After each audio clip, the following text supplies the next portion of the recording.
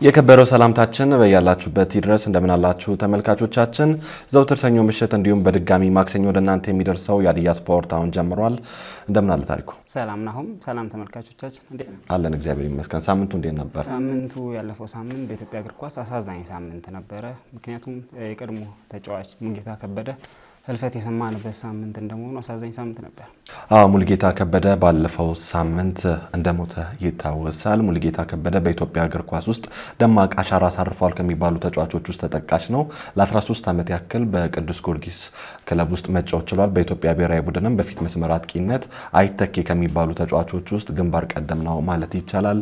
ለቤተሰቦቹ፣ ለወዳጅ ዘመዶቹ፣ ለመላው የስፖርት ቤተሰብ መጽናናትን እንመኛለን። ዛሬ በሳምንታዊ መሰናዷችን የተለያዩ ፕሮግራሞችን ይዘን ወደ ተመልካቾቻችን መተናል።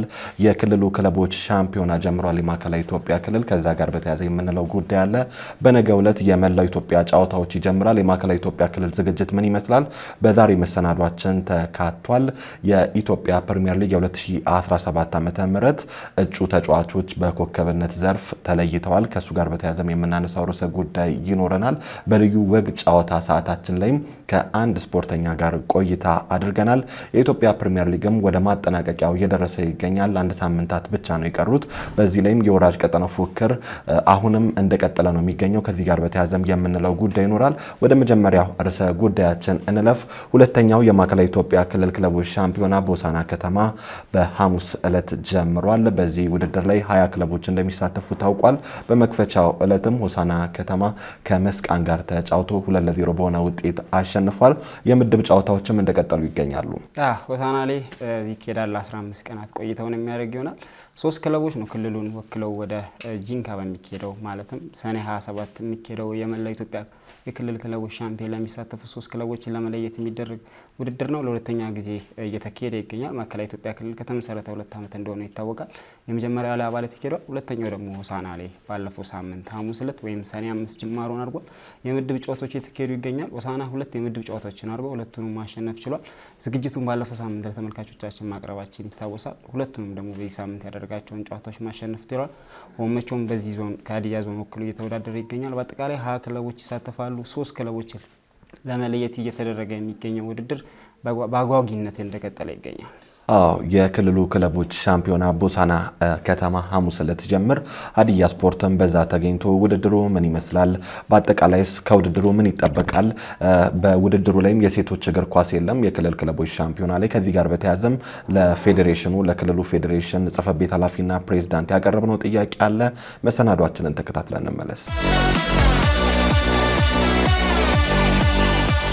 በኢትዮጵያ የክለቦች የእርከን ውድድር ዝቅተኛ የሆነው የክለቦች ሻምፒዮን ከመካሄዱ በፊት ሁሉም ክልሎች የራሳቸውን ቅርጽ በመያዝና በኢትዮጵያ እግር ኳስ ፌዴሬሽን ሕግና ደንብ መሰረት ተሳታፊ ክለቦችን ካወዳደሩ በኋላ በተፈቀደላቸው ኮታ ብዛት 3፣ 4 አሊያም 5 ክለቦችን ለሀገር አቀፍ ክልል ክለቦች ሻምፒዮን ክለቦችን እንደሚልኩ ይታወቃል። እንደ ኦሮሚያ፣ አማራ፣ ቤንሻንጉል ጉሙዝ፣ ሲዳማ ክልል፣ አዲስ አበባና ድሬዳዋ ከተማ አስተዳደር የመሰሉ ክለቦች በሊግ ቅርጽ ለወራት ውድድር ካደረጉ በኋላ ወደ ሀገር አቀፍ ክልል ክለቦች ሻምፒዮን ተወካዮቻቸውን በመለየት ሲሉ አዲሱ የማዕከላዊ ኢትዮጵያን ክልል ጨምሮ ሌሎች የቀሩ ክልሎች በሻምፒዮን ቅርጽ ለሳምንታት በሚያደርጉት ውድድር ተወካዮቻቸውን ይመርጣሉ። አንደኛውን የክልል ክለቦች ሻምፒዮን በአላባ ከተማ ያደረገው የማዕከላዊ ኢትዮጵያ ክልል በያዝነው ዓመት ሰኔ ወር መጨረሻ ጀምሮ በደቡብ ኢትዮጵያ ክልል ጂንካ ከተማ ይኬዳል ተብሎ በታቀደው የኢትዮጵያ ክለቦች ሻምፒዮን ላይ የማዕከላዊ ኢትዮጵያ ክልል የሚወክሉ 3 ክለቦችን ለመለየት ሁለተኛው የማዕከላዊ ኢትዮጵያ ክልል ክለቦች ሻምፒዮን በሆሳዕና ከተማ ሰኔ 5 ጀምሮ መካሄዱን ቀጥሏል። ማዕከላዊ ኢትዮጵያ ክልል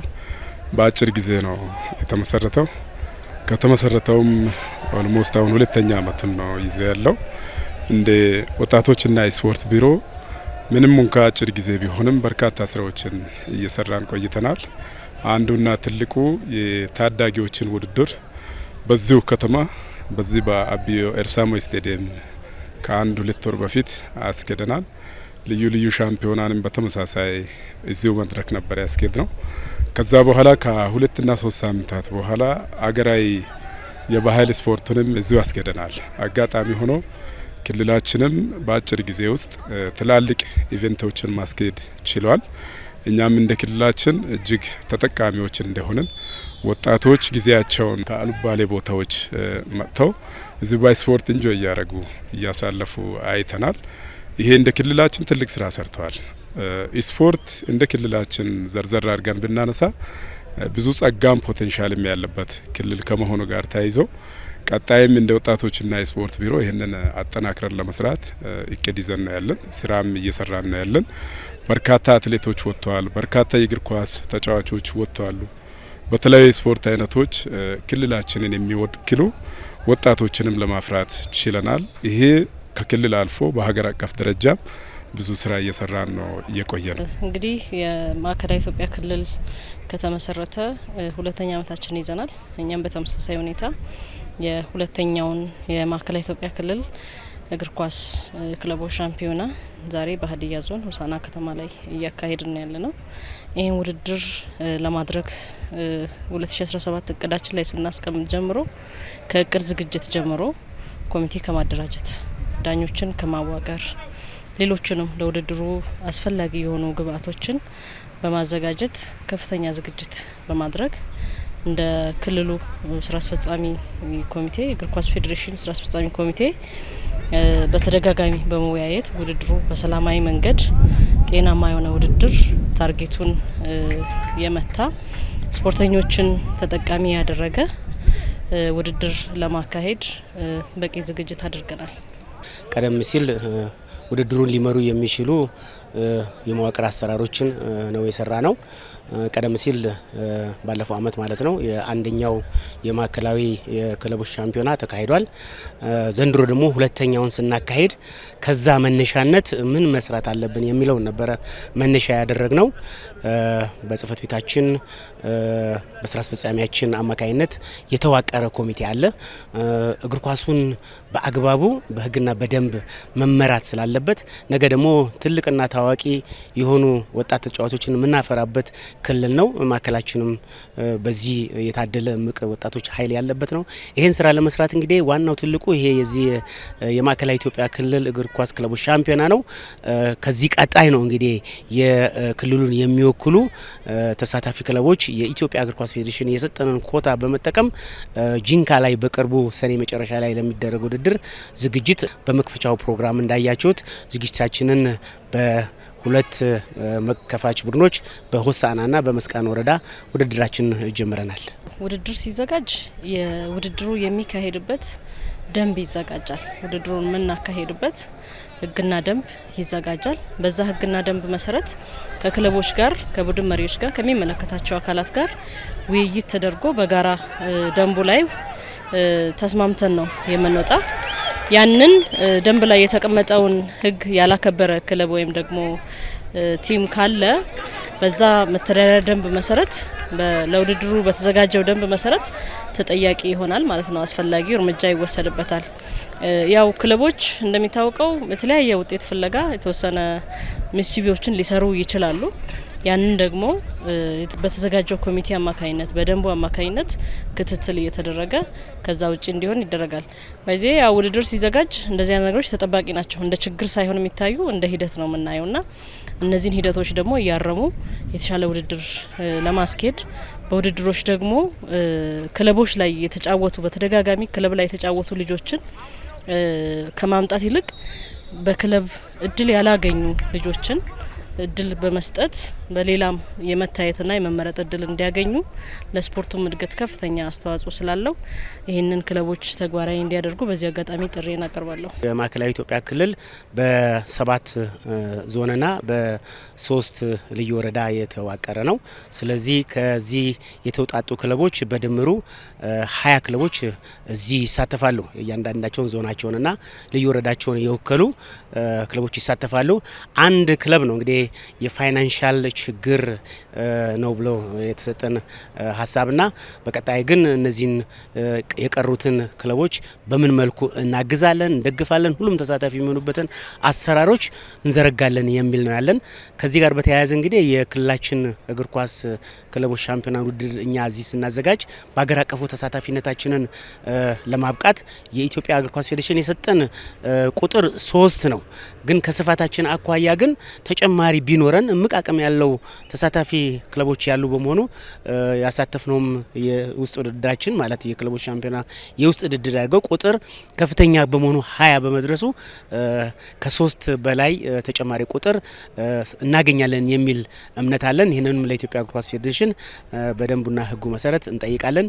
እንደሚፈቅዱልንም ደግሞ ሙሉ እምነት አለን። የክልል ክለቦች ውድድር አብዛኛው ተጫዋቾች ክልሉ ያፈራቸው እንደሆነ ይታወቃል። ያለፉት 9 ዓመታት ተቋርጦ የነበረው የኢትዮጵያ መላ ጨዋታዎች ከሰኔ 10 ጀምሮ በኦሮሚያ ክልል ጅማ ከተማ ይደረጋል። እግር ኳስን ጨምሮ 26 የስፖርት አይነቶች ባሉበት የመላ ኢትዮጵያ ጨዋታዎች በሚደረግበት በዚህ ወቅት የክልሉን ክለቦች ሻምፒዮን መደረጉ በመላ ኢትዮጵያ ጨዋታዎች በእግር ኳስ ስፖርት ውድድር ምን ያህል ይጎዳል ሲል ሀዲያ ስፖርት የክልሉን እግር ኳስ ፌዴሬሽን ፕሬዝዳንትና የጽህፈት ቤት ኃላፊውን ጠይቋል። በነገራችን ላይ የዚህ የኢትዮጵያ መላው ውድድር እጅግ በጣም ትልቅ ተሳትፎ የሚደረግበት ብዙ የስፖርት አይነቶች የሚካሄድበት ውድድር ነው። እኔ እንደ ባለሙያ ባለፉት ተከታታይ አመታቶች በከፍተኛ ሁኔታ ሲካሄድ የነበረና በተወሰነ መልኩ ግን ተቋርጧል። አሁን ደግሞ ጅማሮን በጣም የምናደንቅበት ነው። በጣም ደስ የሚል ነው። ምክንያቱም ብዙ ተሳታፊዎች በዚህ መላው ኢትዮጵያ ውድድር እግር ኳስን ጨምሮ በጣም በርካታ የስፖርት አይነቶች ተሳትፎ የሚደረግበት ነው። ነገር ግን ፕሮግራሙ መቋረጥ ስለሌለበት ይሄ የመላው ኢትዮጵያ ውድድር እንደውም የተወሰኑ ቀናቶችን ኤክስቴንድ ነው ያደረገውና ይሄ መካሄዱ በጣም ጥሩ ነው። ጎን ለጎን ነው የኢትዮጵያ እግር ኳስ ፌዴሬሽን ይሄንን ለማካሄድ የሞከረው። ስለዚህ ይሄንን ውድድርም እዛም የኛም አካል የሚከታተለው የሚደግፈውም ስላለ ጎን ለጎን እንሰራለን። በቀጣይ ግን ከኢትዮጵያ እግር ኳስ ፌዴሬሽንና ከሚመለከታቸው ጋር እየተናበብን ውድድሮቹ እንዳይጋጩብን ውድድሩ የሚመሩ አካላቶች፣ ዳኞች እዚህ ውስጥ የሚሳተፉበት ስለሆነ በሁለት ቦታ እንዳይሆኑ አገልግሎት የሚሰጡበትን ሜካኒዝም ይሄንን ውድድር የሚመሩ አካላችሁም ያውቁታል። ስለዚህ ይስተካከላል ብዬ አምናለሁ። ትልቁ ዋናው ነገር ግን የመላው ኢትዮጵያ ተጀመረ ብለን ስንል እንደ ጽህፈት ቤት ባለሙያ እንደኔም እንደ ባለሙያነት እጅግ በጣም የሚያኮራ ነው። መቀጠልም ያለበት ነው ብዬ አምናለሁ። ሁለቱንም ጎን ለጎን ማስኬድ የምንችልበት የስፖርተኛ በቂ ስፖርተኛ ስላለን አላማውም ያና ይሄም የተለያየ ነው። አንደኛው ይሄ የክለቦች ሻምፒዮና ነው። ወደ አንደኛ ሊግ ለማደግ ክለቦች ላይ ለመግባት ውድድሮች የሚካሄዱባቸው ነው። ያኛው ደግሞ የስፖርተኞችን አቅም ወይም ደግሞ የስፖርቱን እድገት የምንመዝንበት ነው። የመዘና ውድድሮች ናቸው። ስለዚህ ሁለቱንም ውድድር ጎን ለጎን የማስኬድ ስራዎች ይሰራሉ። የኢትዮጵያ መላው ኢትዮጵያ ላይ ለመሳተፍ መላው የማዕከላዊ ኢትዮጵያ ክልል ጨዋታ ላይ ተጫውተው ከ10ሩም ዞንና ልዩ ወረዳ አቅም ያላቸው ልጆች በመመልመል በሴትም በወንድም በአገር አቀፍ ለመሳተፍ እሱንም ዝግጅት እያደረግን ያለ ነው። በተመሳሳይ ይሄኛውም ደግሞ ጎን ለጎን የክልላችንን የክለቦች ሻምፒዮና ውድድር እያካሄድን ነው። ይሄም በተመሳሳይ በሀገር አቀፍ በምንሳተፍበት ጊዜ ውጤታማ ለመሆን የምንሰራ ይሆናል። እነ ሎዛ አበራ የመሳሰሉ የሀገር ኩራት የሆኑ ስፖርተኞች ለሀገር ያበረከተው የማዕከላዊ ኢትዮጵያ ክልል ሁለቱም ዓመታት የክልሉ ክለቦች ሻምፒዮን ላይ የሴቶች ሰለምን አላካተተም ሲል ሀዲያ ስፖርት ጠይቆ ተከታዩ ምላሽ አግኝቷል። በተለይ አሁን እንግዲህ እኔም ወደዚህ ክልል ስመጣ በጽህፈት ቤት ኃላፊነት እንግዲህ ኦልሞስት 20 ቀን የሆነኝ ትልቅ ፕሮግራምና እቅድ ይዤ ነው የመጣሁት። ምናልባት የሴቶች ብቻ አይደለም ከአንደር 17 በታች ያሉ ውድድሮች በኢትዮጵያ እግር ኳስ ፌዴሬሽን ደረጃ የሚካሄዱ ውድድር ስላለ ያንንም አደራጅተን ያሉትንም አጠናክረን የምንሰራበት ፕሮግራም አለ። ከዛው ጋር ጎን ለጎን የሴቶች ክለቦችን ማጠናከር ነው። ለዚህ ማጠናከሪያ ደግሞ ከታች እነሱን ሊደግፉ ወይም ደግሞ ሊያግዙ የሚችሉ የፕሮጀክቶችን የሴቶች ፕሮጀክቶችን እናጠናክራለን፣ እናቋቁማለንም እንደግፋለንም ከሌሎች ከሚመለከታቸው ጋርም በማቀናጀት ይሄን ስራ እንሰራለን የሚል አመለካከትም አለ። ይሄን እንሰራለን። ክልላችን እንደ ሀገር አቀፍም በእግር ኳስ ስፖርቱ በሴቶችም በወንዶችም ፖቴንሻል ኤሪያ ነው። ግን ደግሞ በዛ ልክ ስላልሰራን ቀጥሎ የሴቶች ክለቦችም የወንዶች ክለቦችንም ውድድር ማዘጋጀት አስፈላጊ እንደሆነ የምንወስደው ይሆናል። ምናልባት በ2018 አንድ ትልቅ ያቀርነው አለ። ሌሎች ክልሎች እንደተሞክሮ የጀመሩበት ጥሩ ሄዱበት። ለምሳሌ ኦሮሚያ ክልል የራሱን የሊግ ውድድር ያካሂዳል። አዲስ አበባ በተመሳሳይ የአማራ ክልል በቅርቡ ደግሞ የሲዳማ ክልል ጀምሮታል። እኛም ከነሱ ትምህርትና ተሞክሮ በመውሰድ አሁን ከዚህ ከፋይናንሻል ችግር ከዚህ ከርቀት ከአካባቢ ከመምጣት ጋር ተያዘውን ለማስቀረትና ጥሩ የህብረተሰቡን በራሱ ከተማና አካባቢ ውድድሮችን እያካሄደ ህብረተሰቡን ተመልካች እንዲኖረው የሊግ ውድድር 2018 አንዱ እቅዳችን ነውና ምናልባት ይሄም በሁሉም በሚዲያዎቻችን እየተላለፈ ጥሩ ነገር ይሰራል የሚል እምነት አለ። የዚህም ፕሮግራምና እቅድም አለ። 2016 ዓ.ም 3 የፕሪሚየር ሊግ ተወካይ ክለቦች የነበሩት የማዕከላዊ ኢትዮጵያ ክልል አሁን ላይ በፕሪሚየር ሊጉ በሀዲያ ሆሳዕና ብቻ ሲወከል በዘንድሮ ውድድር ዓመት ብቻ 3 የክልሉ ክለቦች ከከፍተኛ ሊግ ወደ ሊግ 1 ወርደዋል። ሀዲያ ስፖርትም በክልሉ ክለቦች እየታየ ያለውን መቀዛቀዝ እንዴት ታዘባችሁ ሲል ለእግር ኳስ ፌዴሬሽኑ ጥያቄ አቅርቧል። ይሄ ክልል በሁለቱም ጾታ በእግር ኳሱ ስፖርት እምቅ አቅም ያላቸው ክልሎች ናቸው። ይህንን ክለቦች በቂ ክለቦች በተወዳዳሪ የሆኑ ክለቦችን ለማፍራት ከታች ጀምሮ መስራት እንዳለብን እንዳለ ሆኖ ግን ክለቦቻችን በተለያየ የበጀት ምክንያት በተለያየ እንትኖች የመውጣት የመውረድ ነገሮች አሉ። አሁንም ተመልሶ የመግባት እድሎችም ስላሉ እዛ ላይ እንደ ፌዴሬሽን ቴክኒካል ድጋፍ የማድረግ ስራዎችን እንሰራለን። የአስተዳደራዊ ድጋፍም ከመንግስት ያስፈልጋል። ከሌሎቹም አካላት በጋራ በመሆን ክለቦችን የማጠናከርና የመደገፍ ስራዎች ይሰራሉ ማለት ነው። መቼም በውጭም ቢሆንም ቀደም ሲል የዚህ የማዕከላዊ ኢትዮጵያ እግር ኳስ እንቅስቃሴ ላይ የተወሰኑ ክለቦች ወርደው አይተናል። የወረዱበትን መንገድና ምክንያት መጀመሪያ ማወቅ አለበት። ምንድን ነው? የፋይናንሻል ኬዝ ነው? የአደረጃጀት ኬዝ ነው? የወጣቶች ተሳትፎ ማነስ ነው? እነሱ ነገሮች ፈትሸን እዛ ላይ ነው መስራት ያለብን። በነገራችን ላይ እምቅ አቅም ያለው ነው። ምናልባት ያሉ ክፍተቶች ካሉ ከሚመለከታቸው የክለብ መሪዎች፣ የከተማዎች አስተዳደር የሚመለከተው የዞኑና መዋቅሩ አመራሮች ለስፖርቱ ከፍተኛ ድጋፍና ክትትል የሚያደርጉበት ነው። መቼም ወጣቱ በዚህ የክለቦቹ ውድድር መውረድ ስሜት ውስጥ ቢገባም ነገ ከመውረድ ወይም ከመውደቅ መነሳት እንዳለ አምናለሁ። ስለዚህ ከወደቅንበት ተነስተን ደግሞ እነዚህ የጎደሉትን በተሳታፊነት ቁጥር ያነስንበትን ችግሮችን ፈተን እንደገና ተሳታፊ ይሆናል። በአብዛኛው ክለቦች በትልልቅ ክለቦች ወርደው የተመለሱ በፕሪሚየር ሊግ ደረጃ እናውቃለን። ስለዚህ ምንድነው ያገኙትና የሰሩት ነገር እሱም ለኛ አንድ ግብአት ስለሚሆነን ይሄንንም ከሚመለከታቸው ባለሙያዎቻችን ጋር ቴክኒካሊ በጣም ይዘነው እንሰራለን የሚል ትልቅ እቅድ አለኝ። በቅርቡም ደግሞ እነዚህ ነገሮች ይሳካሉ። የህብረተሰባችን ተሳትፎ ከፍተኛ ስለሆነ ነው። ይሄንን የሚመራውም አካል ቁርጠኛ አመለካከትም ስላለው እንሰራለን የሚል እምነት አለኝ። ሀዲያ ስፖርት በተገኘበት የመክፈቻ ዕለት በተደረገው ጨዋታ ሆሳዕና ከነማ መስቃንን 2-0 ሲያሸንፍ ከጨዋታው መጠናቀቅ በኋላ የሆሳዕና ከነማው አሰልጣኝና የጨዋታው ኮከብ ይህን ብለውናል። እኛ የአቋም መለኪያ ጨዋታ ሳናረግ ነው የመጣ ነው። ያው እንደ መጀመሪያ ቀን ጨዋታ ጥሩ ነው። ሁለተኛ ደግሞ ሶስተኛው የሜዳ ክፍል ላይ ቶሎ እንደርስ ነበረ። ብዙ የጎል አጋጣሚዎችንም አግኝተን ነበር። ከዛ ባለፈ እንግዲህ ያው እንዳያችሁት 2-3 አግዳሚ መልሶብናል። ያው ተጭነን የተጫወት ነው። እንደ መጀመሪያ ጨዋታ ቆንጆ ነው፣ ግን ማስተካከል ያለብን ነገሮች አሉ። እነሱን እናስተካክላለን። ቡድኔ ጠንካራ ጎን ብዬ ማስበው የመከላከል ክፍሉ ነው። እንግዲህ ዛሬ እንዳየ ነው ምንም እኛ ላይ የሞከሩት ሙከራ ብዙም የለም። ጠንካራ ጎን ብዬ ማስበው ይሄ ነው። ሁለተኛ ሚድፊልዱ ቆንጆ ነው፣ እሱም መስተካከል አለበት። ያው የምናስተካክለው ነው። ከዛ ውጪ እንግዲህ እንዳልከው ብዙ የጎል እድል አግኝተናል። እነዛን ደግሞ እያባከንን ነበረ። ስለዚህ እሱ ላይ ስራ ይፈልጋል ማለት ነው። በሌላ 100% አሸንፈን ከምድባችን ማለፍ ነው የምንፈልገው። ምክንያቱም አንደኛ አዘጋጅም ነን፣ ሁለተኛ ደግሞ ለኛ ለስነ ልቦናችንም ለተጫዋቾችም ስነ ልቦና ጥሩ ስለሆነ አሸንፈን ማለፍ ነው የምንፈልገው። ጨዋታው አሪፍ ነበር። ከዛም በላይ ጎል ማስቆጠር እንችል ነበር። ያው አሸንፈን በመውጣታችን ጎል እንዳይገባብን በማድረጋችን በጣም ደስ ብሎኛል። ያው ኮከብ በመባል በጣም ደስ ብሎኛል። እስከ ሰኔ 19 በሚቀጥለው ውድድር ተሳታፊዎች በስነ ምግባር ታንጸው ለውድድሩ ዓላማ ደጀን እንዲሆኑ ከአወዳዳሪ አካላት ጥሪ ቀርቦላቸዋል። በአጠቃላይ ስፖርት ለ15 ተከታታይ ቀናት እዚሁ ስቴዲየም ላይ ይደረጋል። ይህንን እንደ ክልላችን በርካታ ወጣቶችንም እናፈራለን። በርካታ በሁሉም አይነት በቀደም እንደለየነውም በዚህ በእግር ኳስም ጠንካራ ክልላችን ሊወክሉ የሚችሉ ስፖርተኞችንም ጭምር እንመለምላለን የሚል ዝግጅት ነው አድርገን ወደ ስራ የገባ ነው።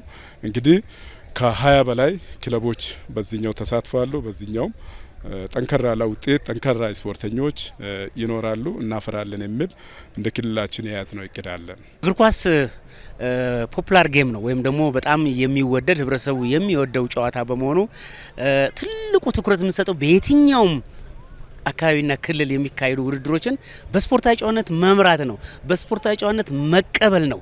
ስለዚህ ስፖርት ደግሞ ዛሬ ኢንቨስትመንት ነው፣ ገቢ የሚያስገኝ ነው፣ ወጣቱ ተሳትፎበት ውጤታማ የሚያደርግ ነው። ስለዚህ ይሄን በፍቅር በመደገፍ በሞራል በመደገፍ አቅም ያለው ፋይናንሻል በመደገፍ በሌሎችም ሁሉ ከጎን ከሆነ ስፖርት የህብረተሰቡ ፍቅር ነው፣ ድጋፍ ነው። ስለዚህ ይሄንን ስፖርት ከደገፍን ካገዝ ነው ችግሮችን በጋራ አብረን ከፈታ ነው የኔ አይደለም የሚል አመለካከትን ትተን የኔ ነው ብለን ከሄድን እግር ኳስ ትልቅ ፍቅር ያለው ገቢ የሚያስገኝ ውጤታማ ስራ ነውና የመላው የእግር ኳስ ቤተሰቡም ሆነ በማዕከላዊ ኢትዮጵያ ያለውም ታዳጊውም ወጣቱም ሌላውም ህብረተሰቡ ሁሉ ለዚህ ትኩረት ይሰጣል፣ ይረባረባል፣ አብሮ በጋራ ተቀራርቦ ይሰራል የሚል እምነት አለኝ። ሁለተኛው ማዕከላዊ ኢትዮጵያ ክልል እግር ኳስ ሻምፒዮና ሆሳዕና ከተማ ላይ ተጀምሯል። ውድድሩ ያማረ እንዲሆን ከፍተኛ አስተዋጽኦ ያደረጉትን አካላት እያመሰገንኩ አሁንም በአማረ ሁኔታ ተጀምሮ እስኪያልቅ ድረስ 15 ቀን ቆይታዎች መሀል ላይ በሚደረገው ውድድሮች ዳኞች፣ አሰልጣኞች፣ ቡድን መሪዎችና ተጫዋቾች እንዲሁም የአካባቢውና የከተማው ነዋሪ በሙሉ ስፖርቱን በስፖርታዊ ጨዋነት እንዲጠናቀቅ ሁሉም የድርሻውን እንዲወጣ ጥሪ ያስተላልፋለሁ።